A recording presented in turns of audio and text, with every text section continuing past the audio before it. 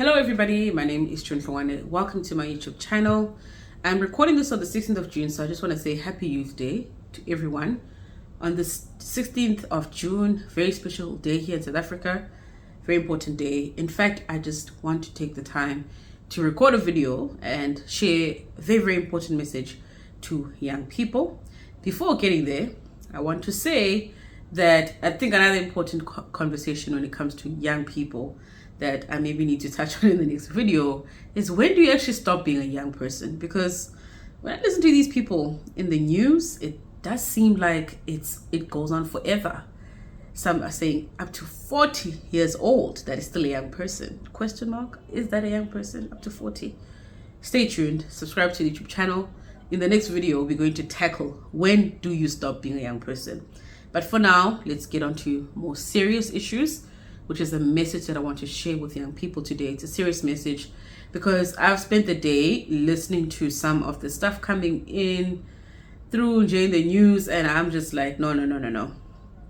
These guys are completely missing the mark when it comes to what young people in South Africa particularly need in this day and age. Okay, so before getting to my message, I just want to share with you guys statistics, the data. And it is said that there is a higher turnout, meaning young people turn out to register to vote, than young people actually participating on election day, right? And if you think about voter registration and the campaign that IEC was pushing last year, there was a lot of goodies that they were giving, free airtime, register, versus how election day went. So you'd kind of think that maybe that's why more people registered, particularly young people. But if you look away from the incentives and the campaign that IEC raised, if you just assume that young people are probably more interested to register but not necessarily keen on voting, I think that speaks to the real problem when it comes to young people and how they approach politics. And I mean, most people understand politics is crucial. Politics is important. It is literally at the center of it's at the center of everything. Literally, sometimes it's the middle ground between you becoming successful, you becoming excellent, and you backsliding. Politics is that important in our lives. And I think the way young people are approaching politics screams where the problem is. And unfortunately, they are the ones that are mostly affected by choices that are made in politics. If you look at unemployment, if you look at crime statistics, teenage pregnancy, poverty, we speak about young people becoming head of households. Young people as young as 13, 11 years old, heading households. That is the real problem, is that politics is so polarized. It is so, it's a lot. Even for me, someone who, was quite involved, it can be very overwhelming. Imagine for a young person, right? Imagine for a young person. So I just want to take the opportunity on this Youth Day, commemoration day, which we know Youth Day in South Africa is commemorating the strength and sort of like the act that we saw from the youth of 1976. And at that time, they were fighting a totally different battle to what we're fighting today. Then it was a more visible, more hostile force that young people stood up against. They protested and all of that. In today's day and age, however, it's not so visible. It's an invisible force, and it is in the basics. That is the battle today. It is in the basics.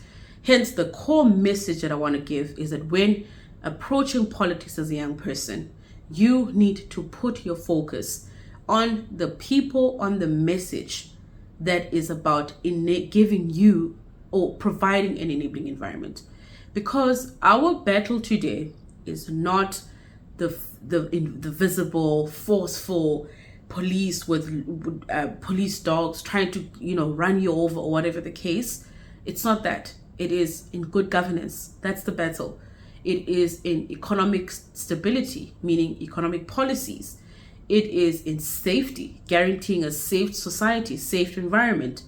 It is in the services, right? It is in the value system that we support. That is what that's the battle today. It is the basics. I just want to say that there is quite a huge contest, right, for the young person in politics in South Africa.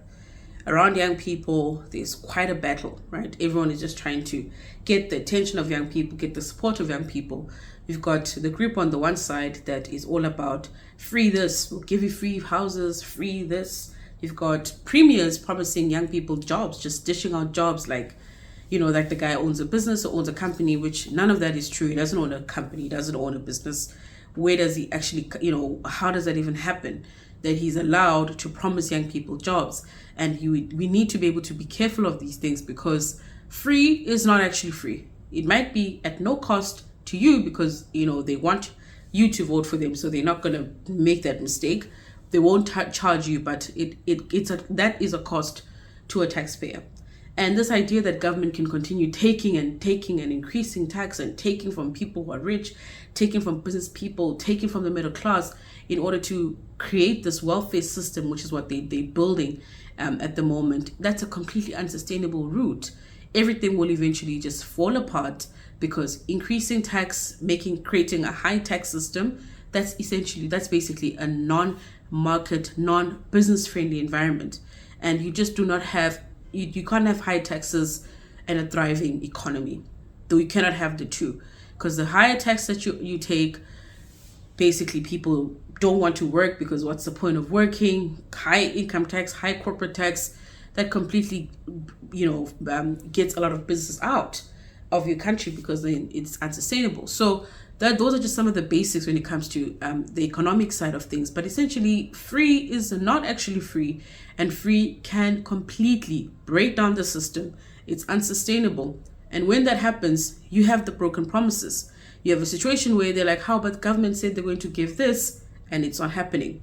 There's also the contest when it comes to the mind of the young person.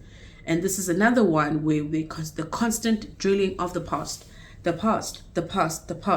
30 years ago, I don't have an issue with any of that. In fact, there's a time and a day for us to reflect, to learn from the past mistakes and all of that. I absolutely agree with that. But it's also important to understand that the past must not derail us from what we are dealing with today. The past must not take away the focus from what we're dealing with today. Like I said, the battle today is not so visible and hostile. The battle today is more of a systematic battle. It's a governance battle. It's an economic growth battle. It is a value system battle, not the battle of the past. So it's important that we think about that.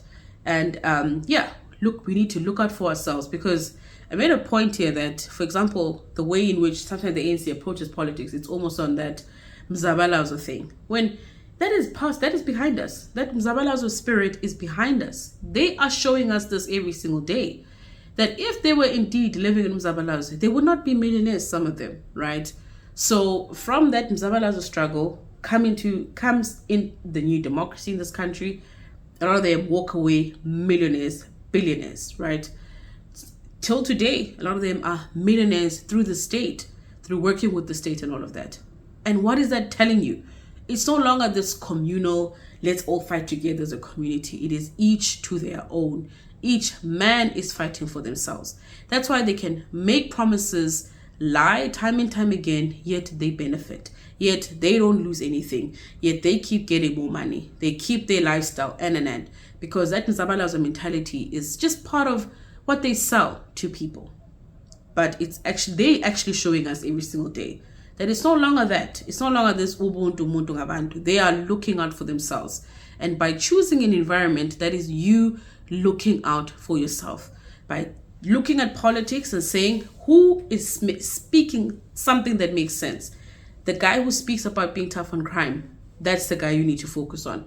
The guy who speaks about growing the economy, that's the guy you need to think about. The guy who speaks about putting in good governance, the guy who's got the good track record. Start looking at these things. It's all available in the internet. That is how you need to approach politics. I don't think I don't blame young people for not being as active in terms of elections like they are with registration, because like I said, simple diagnosis. There's a lot of messages that are being thrown at young people. But I think we need to continue the message to young people that it is not a complete waste. Politics can still work for you, but your approach with politics has to be on the right environment and not free and all these other things. That's my message.